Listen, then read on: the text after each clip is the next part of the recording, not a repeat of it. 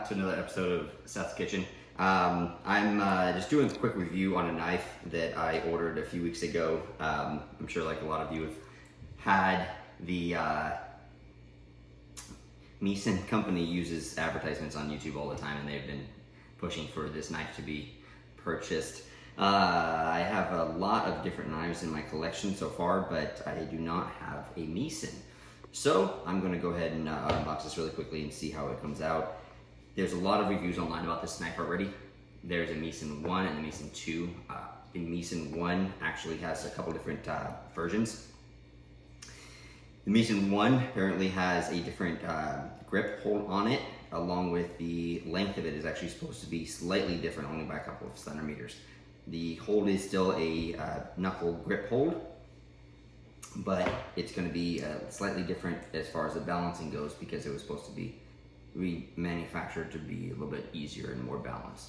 So I'm going to go ahead and open this up and see how it comes out looking out of the box. Take that out. Open this up here. It's got a nice little do's and don'ts list on there, and there's the knife.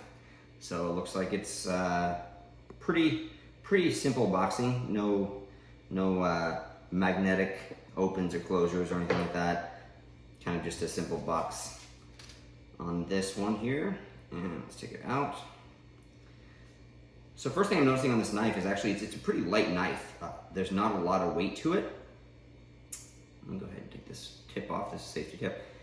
The most knives that I own are actually quite a bit heavier. Let me show you really quickly without pulling away. For instance, this is a Dalstrong. This is the Shogun Series X. It is, it's a little bit longer. Obviously this is a 10-inch versus the 8-inch, but it is, I would say, at least twice as heavy as this one, as far as the weight goes. So I'm not gonna compare it just because it is a Dalstrong. It's gonna be different material as well, but this is the AUS 10 steel on this, so it should be a pretty heavy carbon heavy steel on it. As you can see, coming out of the box, the knife looks pretty sharp, but we're going to do a little bit of testing on this to see how it actually comes out. But just the feel on it alone, as far as the knuckle grip hold, is pretty nice. It feels nice on it. It does have a little bit of sharper edges on the back hilt here. The back of the knife definitely has a very clean lines, which makes it a little bit sharper, so I'm gonna have to see how it feels after I use it for a while. But as somebody who uses knives with a knuckle grip hold here, it is something that I'm gonna look forward to seeing how it actually comes out to be used. It's a little bit of a sharper edge as far as the downslope here. It's not as much of a curve on the belly as I thought it would. The belly has a much more of a lower slope than some of the other knives that I've seen, and in the pictures too, it looks like it's quite a bit more of a heavy belly, but not too bad though. So as far as the balance goes, let's see here. They're advertising online that it goes right. Yep, and it's right in the middle, so right on the hilt, right there. So it's actually a pretty balanced knife, and it does, because of the weight of it, it actually does feel pretty easy to wield. So we'll see what happens with it. The only thing I can tell about this knife right now so far is I want to see how the handle holds up. Because if you want to get a close in on this really quickly, with the tang going all the way through the back of this, and this looks like some kind of composite material for the handle, you can already see a little bit of rusting on here on the inside of the knife itself, where it meets the handle. It looks well made as far as the seams go. There's no open crevices or anything like that. It just looks like it has gotten some moisture in there, so it kind of had a little bit of rust on it to start with.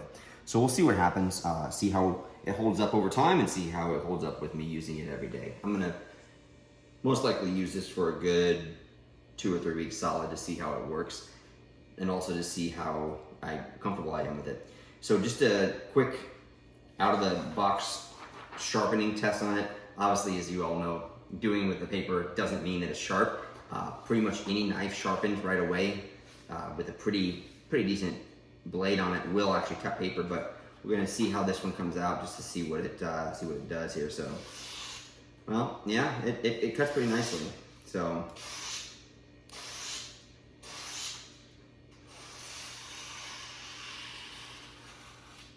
yeah, from the back to the front, if you see that, way to tell if there's any burrs on it is if from the very back all the way to the very front, how well it goes down without catching. And you can see that's pretty clean line. So we don't have to worry about that too much. Let's go ahead and do a quick, see if this comes off of it at all. Yeah, it does. Catches nicely. So it's definitely got a decent edge on there. I'm going to run it through some quick tests of my own as far as cooking, see how it works. But only time will tell as far as how well the blade holds up. Obviously, because it is a higher carbon content on it, it should wear out decently quickly. But at the same time, because it is AUS 10, there is supposed to be a little bit of a harder steel, and it will hold up a little bit better than some of the other knives with the amount of carbon that's in this one. So after the paper test, I like to do a little shaving test to see how it goes as well. And I don't think it's gonna hit it just because it doesn't seem like it's gonna be, yeah, out of the box, it's not actually shaving. Obviously I don't have a lot of hair to shave off, but it's not coming off. I got a little bit right there, but it's not actually, no, it's not shaving quality.